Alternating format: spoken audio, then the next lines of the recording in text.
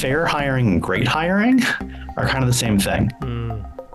And so we didn't get into it from a purely moral point of view to say, this is the right thing to do, you should be this way. We got to it and said, listen, if you're hiring and you're making decisions not based on whether somebody can do the job, but based on their identity, you're removing a whole big part of the pool, or you're giving people a credit that they don't deserve. And so we've always thought if we can reduce bias, that actually helps you make better decisions.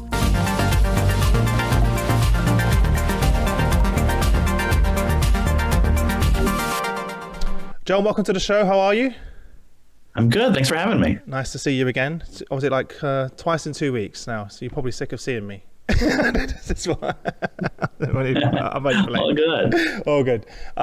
Before we jump in, Greenhouse has been a great partner for us for many years, and we've had many of your amazing team members and clients on the show, but we finally got you. So it's great. I don't think I'm hard to get, but I'm glad we finally did it. I'm only joking. I'm only playing. Tell everyone a little bit more about your personal background and the journey to where we are now with Greenhouse. Yeah, so personally, I have a long history in product development. The main company I worked at for a long time was a company called Baby Center, which is a website for new and expectant parents. And so I was there back in the early internet days in the 90s. And then I did a second stint there doing the international rollout of it. And so I found myself having to hire a pregnancy editor in like China and India and Russia and Brazil and 20 other countries. And eventually created this whole system to do it, where we hired just the most wonderful people and realized that if you could consistently quickly hire the best people, it's kind of the best weapon in business. And so, as you talk to friends who are running companies, everybody would say, oh yeah, hiring is one of my biggest challenges. And say, well, what are you doing about that? And they would usually say kind of gibberish. And we're like, no, like you need to build the machine that we had at Baby Center, or my co-founder had built at Lab 49, his company. And so we realized that there was this real opportunity that as a company's light bulb goes on and says hiring is not merely an administrative function that should be managed for cost. It's a strategic function that you go to win as a business. If you can win at hiring, you approach it really differently. And we said, well, if a company had that mindset, what would they want to do? How would they want to hire differently? And what tools would they need? And that was kind of the genesis of Greenhouse. So now it's been 12 years and I run kind of product and engineering and customer side. And, we've now grown quite a bit, a real company. What was your background though at the time in terms of the role, your skill set? Like, what was the area that you, before? So I was a product manager for most of my career, right? At Baby Center and a couple other companies. And then when we started Greenhouse, as an entrepreneur, you have to do a little bit of everything. Yeah. And so over the years, I've done most of the jobs at the company, I'd say. But now I still kind of focus a lot on product. That's my first love. During our last conversation, we spoke about quite a lot of things, and we were talking about this podcast. And one of the things that came up as a theme, and I also keep hearing, is how companies right now are flooded with applications. And I'm hearing it from all angles. Could you talk a bit more about that, kind of what is the cause of that and some of the ways that you're helping to solve that? Yeah, I think there's probably two big trends. I think one is economic, where people have realized, like, especially a lot of the tech companies, professional hiring that we're serving, the economy has slowed down. There's been a lot of layoffs. And so when companies are hiring, there's supply and demand, there's that many more applicants. And then the ability to apply to more jobs has just gotten easier and easier, right? So whether that's from, it used to be back in the day, right? You had to look in your local newspaper and circle in the want ad to find that, right? Yeah. And now you can go to Indeed and you can see here's every job, right? And you don't have to just apply to the jobs in your area. You can apply to any of these, any big companies also hiring remote. And now AI comes along and it makes it that much easier to apply to jobs and even personalize your resume. And so all of these things are making it that much easier to apply. And so then I think people are feeling this anxiety, like if I only apply to 5 jobs, it's probably not going to work out. So I have to apply to 100. So if everyone optimizes for themselves as a candidate, it kind of breaks the overall system of having everybody's applying to 100 jobs. And now companies are just flooded with resumes. Yeah. And then there's more spam, there's more scams. There's a lot of bad behavior out there on both sides, unfortunately. And so I think it's all getting worse right now, is absolutely what we hear from both sides of candidates and company. And also, you don't even have to write a CV anymore, right? Because things like LinkedIn will take your profile, turn it into a CV, you press a button, you're applied, right? Or now people are using AI to write their CVs. Absolutely. As well. So it's just gotten everything. It's just exponentially gotten easier. Absolutely. To be able to do that. So what are some of the ways that you're helping companies do that then? Yeah, I mean, so on the company side, I think there's a couple of different tools that we've rolled out just recently, and we're seeing really aggressive adoption. Usually you roll out a new feature and it takes a while for people to adopt it. The things we've rolled out recently, it's like, whoa, the charts are just like off the charts. So there's some very straightforward things around duplicate applications and spam. So duplicate applications, we're seeing some companies, especially popular companies, 50% of the applications they're getting are duplicates, meaning the same candidates applying over and over again, whether it's for the same job, they're just applying to different jobs. And so we put in more rules where the company can say, listen, I'm only going to take a certain amount of applications per month from a candidate. Is that common then? So you said, so it's common for people to apply for multiple different jobs in the same company? Yeah. And then every day. Interesting. And so just by saying, listen, you can apply twice a month. Okay. We're seeing hundreds of thousands of job applications actually being deferred. And so they're not being fully rejected because they still got those two applications in. The other thing is just spam, right? Where there's more and more bots out there who are just like spamming. And so we put in more like CAPTCHA, and we try to make it really easy for actual people and really hard for the machines. And we're seeing hundreds of thousands in the last 30 days of applications that would have come in that didn't. And so that actually... What's the motivation behind the bots? So the bots are applying on people's behalf, or there's companies creating a service where you pay them and their bot sends it everywhere. What is the reason behind that? Just random question, but just probably some version of all of those things. Oh, okay. Okay. All right. I've never heard that. Okay. We've always seen things in the past where somebody will get mad at one company and they're like, I'm going to spam them with 100,000 applications in a minute, right? So there's like all sorts of different reasons that people are using bots out there, and so we're just trying to separate the bots from the humans a bit.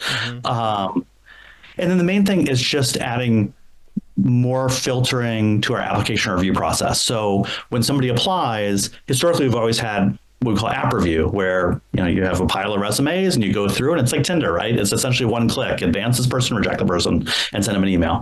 And folks are saying, if it was one thing to go do that when I had 100 applications, but if I get 1,000 applications, I don't want to go through and do that for all of them. And so we're now servicing, here's every piece of information you know about that candidate, from their source to any of the custom questions you asked on the job application, to we can pluck things off of the job descriptions. I hear as much of the key things on the job description that you want to filter on. And the key thing that people are saying is everyone's very nervous if we just use AI and did it for them. If we just said, listen, we're just going to run a matching algorithm between the job description and the resume and decide who to bring to the top, there's like legal things coming that makes people really nervous. There's a lot of folks who are like, I couldn't bias slip in there.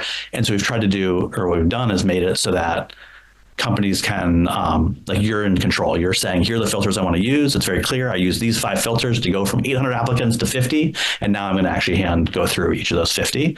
And then we'll store all that. So if you ever get audited, you have all that. And so that's where we're trying to kind of thread this needle, where people are saying, I need to sort through these applications quickly, but it also has to be fairly, and it can't be opaque. Yeah. Do you think we'll get to the point where we trust the AI algorithm to do that? I think that there's some folks who probably trust it already. I think that there will be legal challenges to it. Yeah. Right. I think it's analogous. In the U.S., we have the thing called the Fair Credit Reporting Act, where they said, your credit score, which determines whether you can buy a house or a car, can't be opaque. And so they said it has to be clear what your credit score is and why. And I think there will be kind of similar stuff in the U.S. where, and even the EU AI Act, that's coming to the EU, where like you're going to have to be transparent about how you're making decisions, both internally and externally. And so fully outsourcing it to the AI is probably not, even though I'm sure it'll get better and better, I'm not sure that's the path that everybody will be comfortable with. Yeah. It's a challenging one though, right? Because we know that it can reduce bias, because if you give, a human being a bunch of filters, they're going to filter it with bias. No, we all have bias.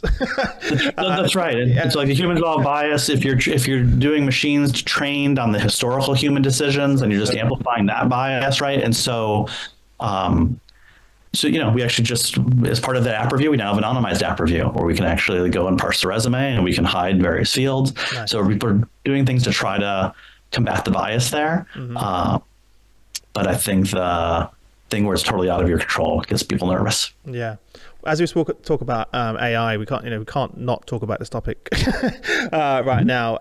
What are the biggest ways, you mentioned a few, that you feel that AI is going to impact candidate experience? What are some of the other things that you're seeing? There's some like obvious things that everybody, like, you use ChatGPT and you're like, oh, right, it can write things. So it can write your resume, it can write the job description, it can write all those outbound emails. And so those are all like fairly, or you can write interview questions. Those are all pretty straightforward use cases that I think are here or coming.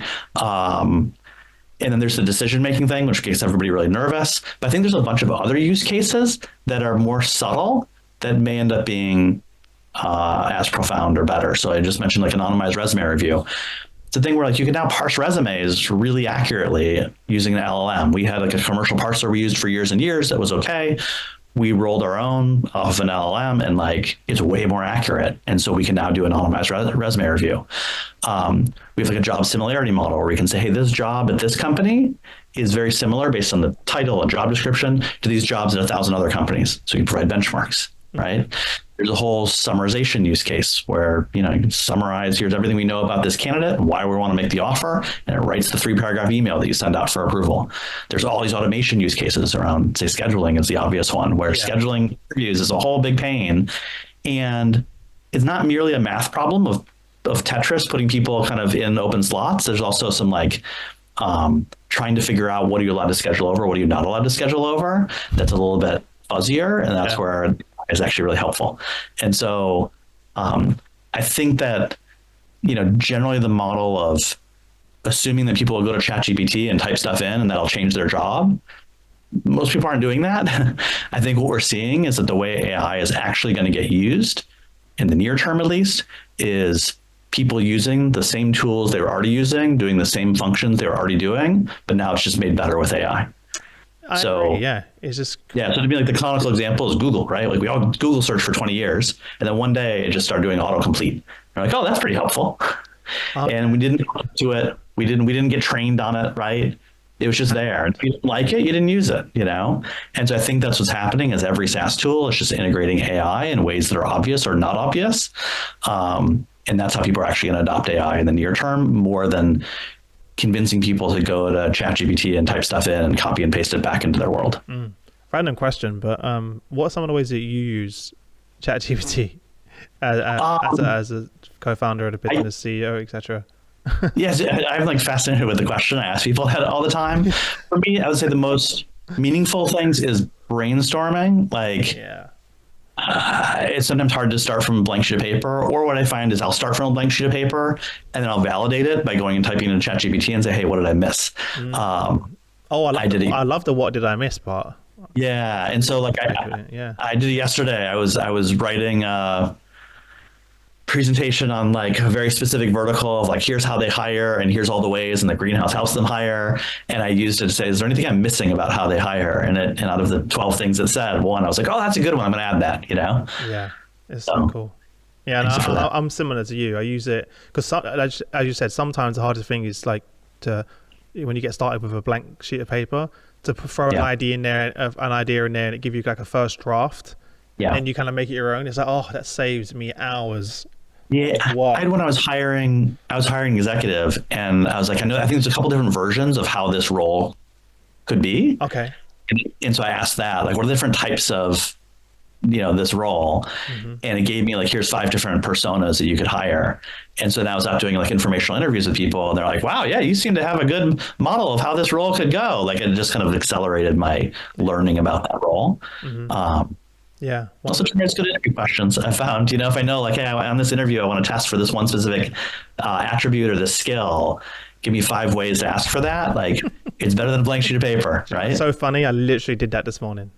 So we had an interview this morning and I was stuck in traffic and I sent Shane, he was like, oh, can you send me some interview questions? And I did exactly what you just said. He was like, these are amazing. And I was like, yeah. Amazing. I did it for ChatGPT. And so it's the thing we're adding into our product because it's like, it's such a blank sheet of paper problem. And it's also, there's still a human in the loop. So if it generates 5 questions, you're like, that one's dumb. It's like, then don't use it, right? Like we're just giving it to you to like, these are options of which question for you to ask. And so I think it's like a really good use of AI. Yeah. What are your thoughts on? I see a lot of companies are introducing now the sort of AI first, using AI to do the first stage interviews, whether it's whether it's just a bot itself or whether it's sort of an augmented person. What are your thoughts on that? I personally haven't experimented with it. I'm all into innovation, so I'm like, I think people should try it. Let's see, So I don't personally have a strong opinion yet that it's a good or bad idea. I think there's something to be said that, like, I think early phase that where it may in some ways be better, actually, even from the candidate perspective. But I can also imagine a candidate not liking it. I hear a lot of candidate complaints about the asynchronous video interviewing. They don't like that. But it gives them some agency to actually chat and ask questions. Like, maybe that's helpful. Yeah. So I think where I see CTOs that I speak to that love it are the ones typically in companies that have a large workforce of frontline workers, and they're hiring at scale. So they want to use something like that to say, do you have a driving license? Because, by the way, it's a driving role, right? Like, what shifts can you work, right? When the qualifications are really objective, right, and they're just like structured data, then like that can work really fast and be really efficient. You don't have to worry about scheduling with humans; you can just get through it. I think if you're like the knowledge worker, where you're like want to be hired for your creativity, you're like, hey, this bot can't do that, so that makes it worse. Yeah. What are some of the challenges you're hearing from customers right now? I mean, I think that besides the like influx of applicants, I think generally people are saying we're hiring less. We have smaller teams, but more applicants. We can't handle the complexity of a lot of tools, and so they're being asked to do more with less, and that's really challenging for folks. Yeah. I think that's a very common thing that we're hearing. I think it's sort of counterintuitive, but a common thing that happens, like when there is an influx of candidates, is that hiring managers actually make decisions slower because you're like, oh, I'll wait for the next person. Maybe that would get somebody better. Ah, interesting. And so sometimes roles, and so it's everybody I've talked to who's been in recruiting for 30 years is like, oh, this happens every time, is that the job market slows down. There's way more applicants. And you'd be like, oh, it's so much easier to hire because there's so many candidates. We could move really fast. And it's like, no, you move slower. And so there's this frustration that like hiring managers move slower because they want to see more people. Well, what I'm seeing happening in a lot of teams, I'm not sure if you're seeing this, is as they invest in technology in this space, there's an assumption from the business that they now can cut headcount in those functions. So they're saying, and there is some, obviously truth to that. But I'm saying it go a bit too far. And I mean, in private, I'm having conversations with many of these leaders who are super frustrated and saying, hey, we've invested in this tool. Now I'm like, my budget's been halved and my team's been halved, and I'm expected to do more with less. And it's a bit. Or I'd say the goals have changed, right? So if you were in, most of the history of our company, or especially like in 2021, like kind of in the run up after COVID, hiring was so competitive, and companies were like, hey, we got to win at hiring. And so it's not about, so like the goal, if you ask the CEO, like what would be the best thing that could happen? They wouldn't say, I wish my hiring budget was 20% lower. They'd say, I wish we could hire faster. I wish we could hire more predictably. I wish we could get the best people. It would all be about quality, right? And say like, oh my gosh, we can do really well. That's like super valuable. In this moment where people are like, oh, we're hiring a lot less, they're like, yeah, cut budget. And so that's a painful moment, right? As a recruiter, where you're like, hey, wait, why are we not as valued as we were a year or two ago? And so that's very painful. Yeah. How do you think this is going to shape the skills that companies require in the talent function? Because this, as we moved more and more away from the traditional recruiting skills. It's a good question. I think that like fundamentally the ability to like connect with a candidate and learn who they are and convince them to take the job is probably at the root of the job and isn't going anywhere, right? I think that all the organizational stuff around, like, say, administrative stuff, scheduling, like all of that is going to soon get better and better. But the ability to like build your relationship with your hiring managers and really truly understand what would succeed in this role, and then the ability to understand that from a candidate, I think that's still a real thing the recruiter's gonna have to do.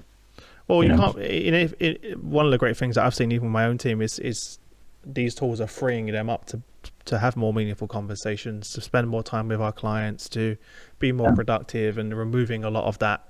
We always talk about the same thing in HR, removing that administrative burden that they have to be more strategic. But then we had a panel the other day, and they were like, but you need to train and upskill your team to be more strategic. Like, it's not just going to happen. Right. Because a lot of people have been making a living doing, like, running around doing administrative work and just keeping the trains on the tracks, right? And like, and like that may be valued less. But I don't know. For me, like, we've been doing a bunch of executive hiring recently, and I'm always struck by, we have a recruiter in-house who manages those roles, and like, she's a competitive advantage for our company. Like, all the candidates say it, right? And I have such trust that, like, she's finding the right people and convincing them. And I'm like, she's worth her weight in gold, I'm like, I don't think that's changing anytime soon. Yeah. One of the other big things that keeps coming up, I'm sure many companies are working with moving towards being skills-based organizations. Love to hear your thoughts and perspectives. I'm sure that's deeply rooted in some of the work that you're doing. And I'm sure you have questions on that. I'll admit, I was frequently like flummoxed by that. I was like, well, right. Wait, what's the alternative?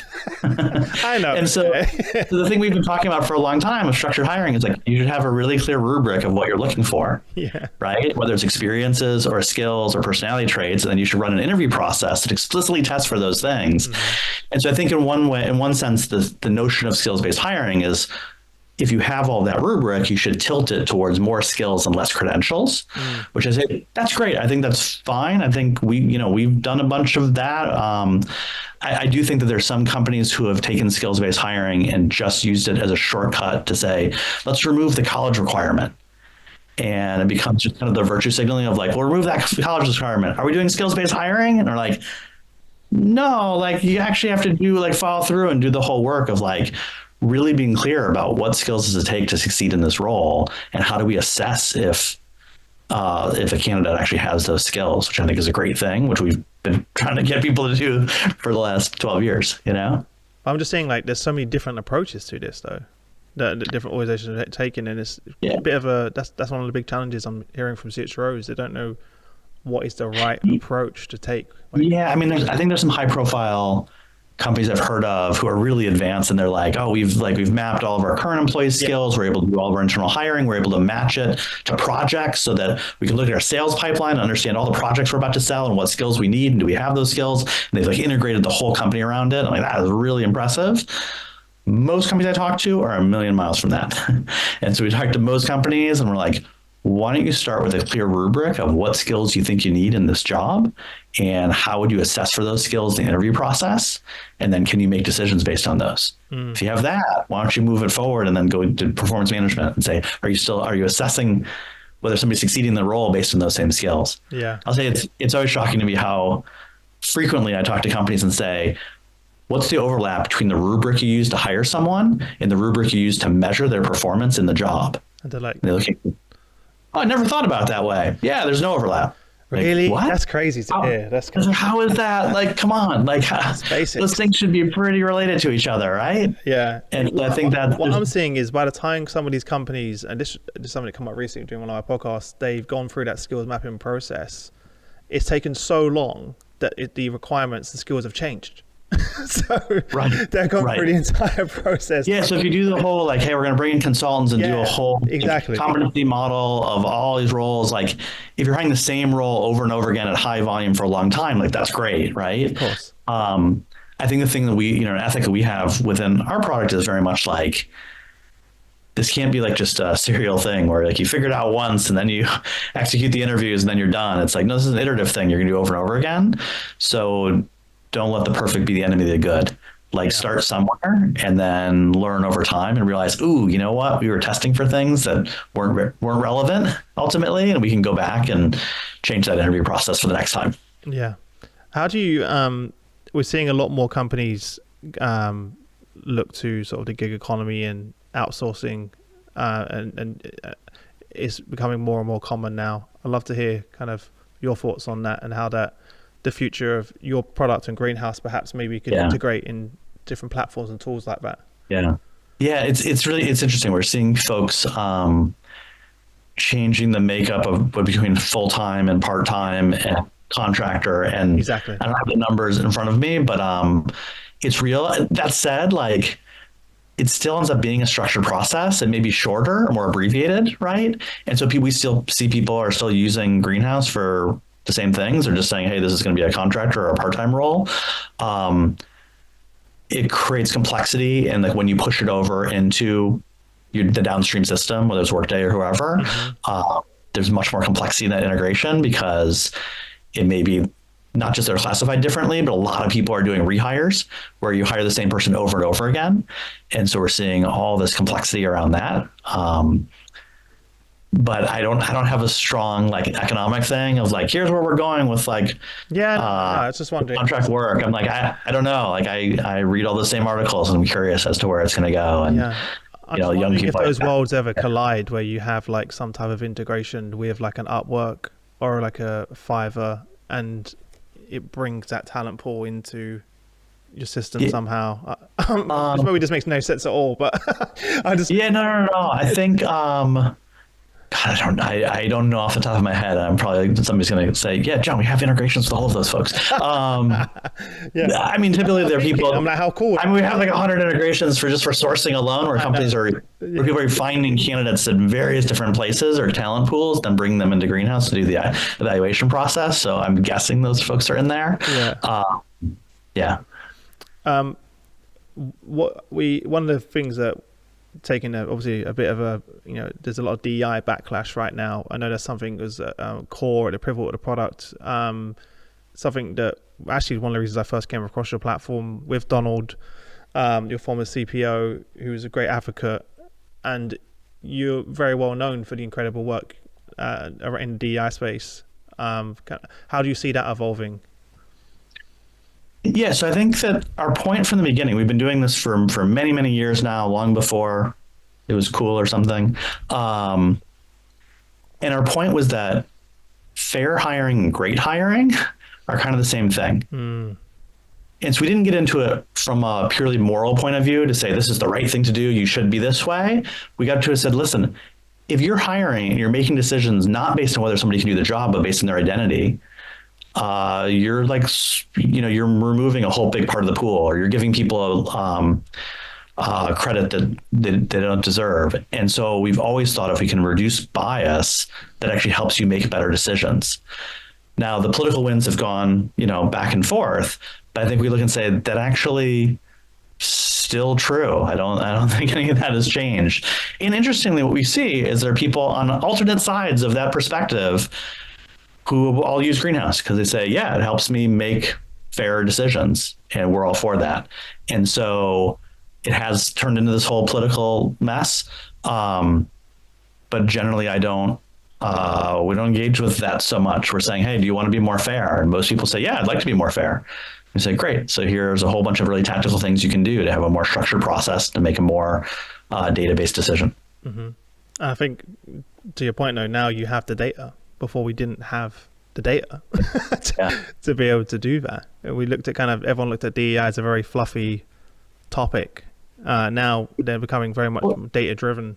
Or people looked at it as they're like, can we check the box, right? Could we just could we just check the box or do the virtual signaling thing, right? And now I think people are realizing it's like, oh, it's not about that. Like that didn't solve any of the problems, and it just upset people. Why don't we start with like, how do you actually structure a process to ensure that you're making decisions based on whether somebody can do the job and not purely on their identity? And a lot of people from both sides can get behind that. And so that's really where we're engaged. Yeah. And then we're seeing things like they're exposing on the candidate side. There's features we did around when a candidate goes to apply, or even after the application when they're going to like provide their availability, we'll ask for the candidate's pronouns and pronunciation. Pronunciation. Interesting. Yeah, they record the pronunciation of their name. Okay. And the stories we hear from candidates who are like, oh, it's such a signal that you're going to treat me with considerately. And it's not politically correct. Like, it's not a controversial thing. It's just a really easy way to signal that, like, yeah, we're going to treat you with some consideration. And candidates really appreciate it. And it changes who applies or changes who stays in the role. And so I think that process change like that, where we can just make it really easy for our customers to be more considerate, I think is a really powerful thing that people really appreciate. Yeah. What would you say is like common misconception people have around platforms like your own an organization? Because like every day there seems to be a new company popping up, which is one of the challenges for the leaders that we serve and that come on the show. What are some of the misconceptions that you come across? That's a good question. Misconceptions about the category or about greenhouse? I think that the category. I mean category overall. Yeah, the category overall. Yeah. I think the biggest one is that that the most important thing to find is the one that's cheapest. I think the misconception people have is they look and they say, oh wow, it's like, it's a bunch of money to buy this tool. And it's like, whoa, what's the value of what you're about to go do with it? What's the value of hiring? Like how much money you're about to spend on these new employees, and what's the value of getting it right or wrong? Yeah. And so what I always think is that the ROI is like fuzzy. It's hard to know quality of hire. It's hard to know, it can be really tricky to have a really crisp ROI calculation. That doesn't mean the ROI is small. It's actually giant. And so I think that's the big misconception is people underestimate how valuable it is to get good at hiring and how disaster it is to be bad at hiring. And when you look at all the money you spend on your recruiting team, your LinkedIn licenses, Indeed, all these different things, your agency spend, the cost of ATS is actually a tiny, tiny percentage of that overall thing. And so whenever people come in, they're like price shopping, you're like, what do you think you're doing?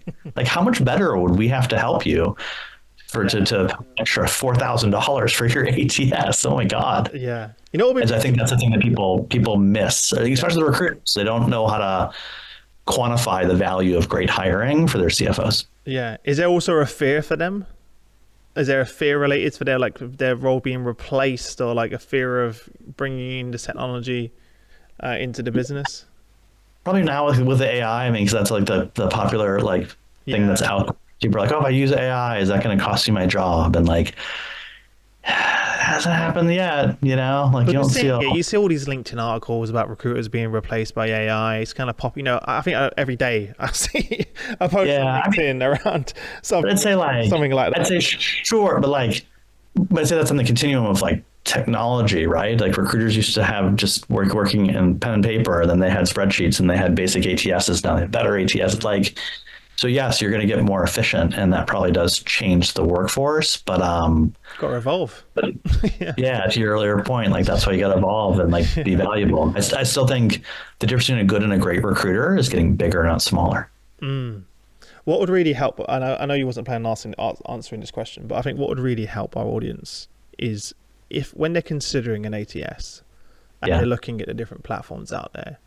What are some questions they should ask? What are some really important questions they should ask? Because they're all like, oh, you've all got similar, features and benefits, and the price isn't, too far apart. And then they're like, how do I choose? So what are some in you know all of these platforms?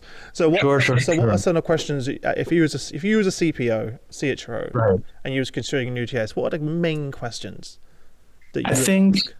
Right. So I think a couple of things I'd say. One is, I wouldn't merely start from what's the best tool. I would start from what am I trying to accomplish? Great. Fantastic. What's the vision in my head that I'm trying to what would success look like, which isn't about the tool.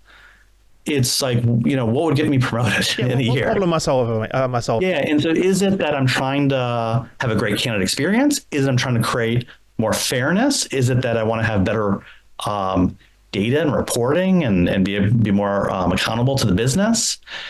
Is it that I want to save money in sourcing? There's lots of different things. And so I think that you got to start from the perspective of what's your vision of where you're trying to get to? Mm-hmm. And then say, well, what would it take to get there? Right? What would I need to get there? That's ideal. That's how I think people should start. Many people don't, right? They just go and they take 5 demos from 5 different companies and they have a big feature matrix and they try to work out who has the features. And it gets really confusing and overwhelming, right? So people, when they ask me and they say, well, John, Greenhouse has been a big leader. A lot of people use Greenhouse, whatever. Why? What is it? And what I typically say is that the feature matrix, we have lots of great features. And I'm sure if you do the feature matrix, you'll find lots of stuff that we have that other people don't. And that's not the story, actually. the actual thing that we see of the reason that you see people buy Greenhouse over and over again, like a recruiter will go job to job and just buy us at each one, is they say, once we got people up on this tool and they realized how to play their role, meaning hiring managers, interviewers, approvers, instead of everything happening offline and the recruiter logs into the ATS, suddenly everyone's doing their job in the ATS. Everybody's saying, like, it's easier for me as an interviewer to get an interview kit in Greenhouse and fill out the scorecard there than not. Doing the offline thing where we do it by email is actually worse. And then you get down to that decision-making process and all the data is there and you sit together and you make that decision. You realize, wow, we're making a decision based on a shared understanding of what the role was. And so usually it takes like 1 or 2 loops through that. And people go, oh, this has changed the culture of how we hire. Like, and I'm never going back to the old world where I have to go nag everyone to do everything. And that's never on anybody's RFP. It's never anybody's feature matrix. The like, is there no nagging? It's like, no, but this is the actual thing of why I think we've been very successful in the market, is companies say it's ultimately changed our culture of how we actually work together around hiring. And I didn't think that would have been possible, and I wouldn't have believed you if you told me that at the beginning. But now I've seen it, and I totally believe it. Yeah, and that's the hardest part. Absolutely, right. But once you get there, you realize, like, oh, okay, if everybody understands their role, understands how to play their part, now we can do this whole structured interviewing thing. We can say, so skills-based hiring, like what? Let's think really hard at the beginning and actually get the hiring manager to engage and say, what would it take to succeed in this role? Because usually they just blow it off, right? And they're like, I don't know, I need to just go to Indeed and copy it from our competitors and put that in there. Get some candidates, right? And they skip that whole process. Yeah. Once they actually understand, like, oh, if I invest an hour at the beginning using my brain parts to think really hard about what would succeed in this role, that dictates all those interviews from everybody is now going to do much better interviews. And when we get down to decision making, we'll make much better decisions. And like, people don't realize you can get that out of your ATS. Like, that's actually what you get when you buy us. And at the end of the day, they're the ones that are going to end up with the great talent on their team. They're like, I need to do that again. That really worked. And then the candidates notice it too, right? Is like, how many candidates will go through a process and they're like, yeah, they've asked me a bunch of irrelevant, illegal, duplicative questions. And Lord knows how they made that decision. Yeah. Versus to a company and it's like, oh, they had a very clear idea of what they're looking for. And they had a really strategic process about what they were asking. And it was challenging, but it was fair. Yeah. As a candidate, you're like, that's where I want to work. And so you interview at one of those companies, you're like, oh my God, that's amazing. Like, I want to work at a company that's that thoughtful.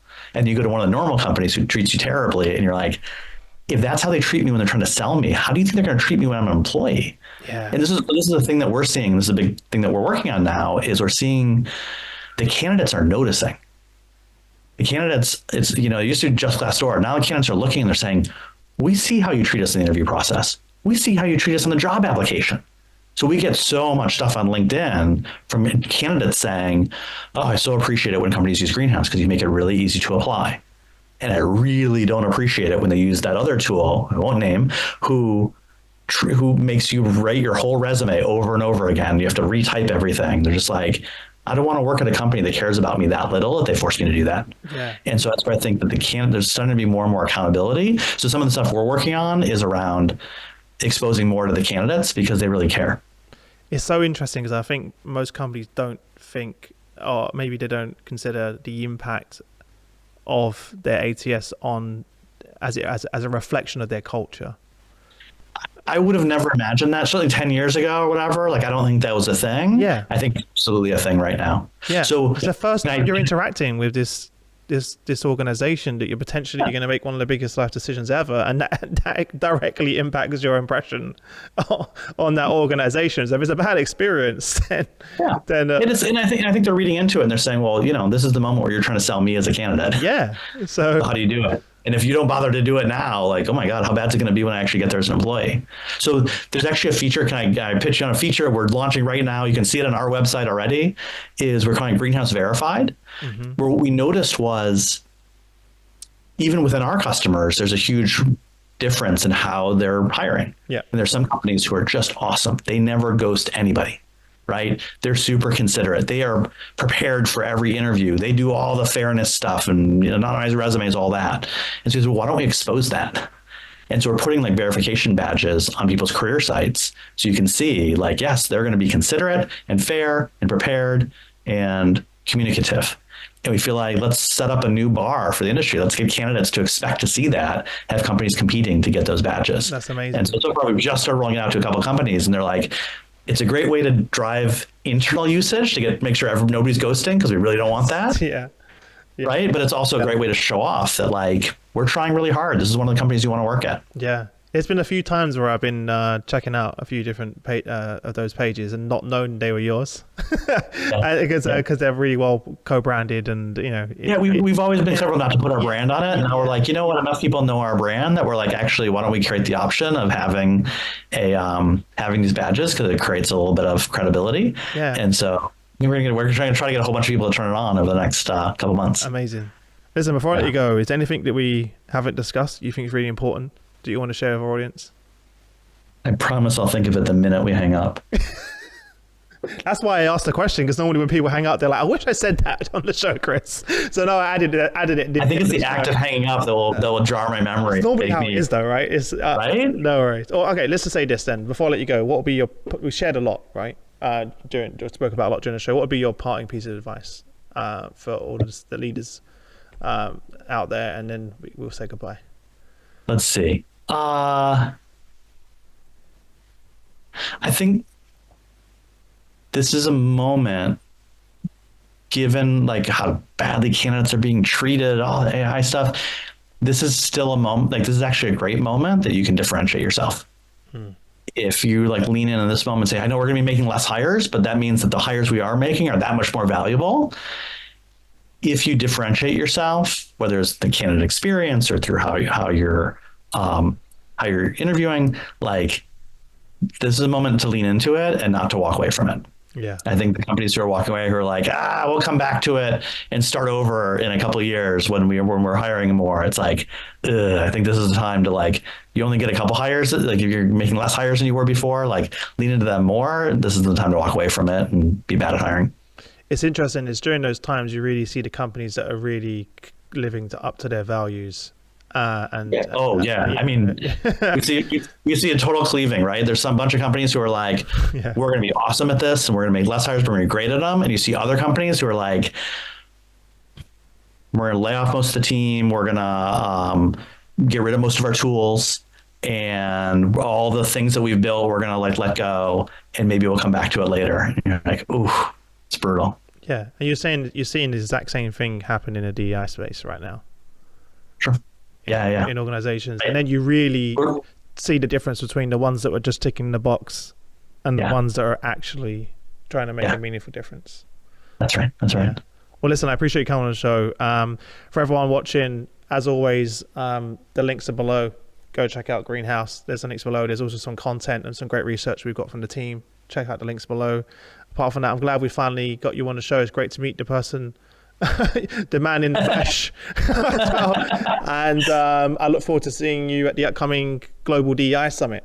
Ideas to put together in a couple of weeks. So there'll also be a link below to that, everyone, to check that out. We'll be bringing together the world's top DEI executives and over 3,000 DEI leaders from all over the world to join us live for the summit. It'll be the world's largest gathering of DEI executives. So it's free. Come and join us. It's online. It's in partnership with our friends at Greenhouse. We're super excited for that. Apart from that, Jon, enjoy the rest of your day, and I'll see you again soon, all right? Thanks so much. Thanks, Chris. Thanks so much. Thanks, everybody, for your time.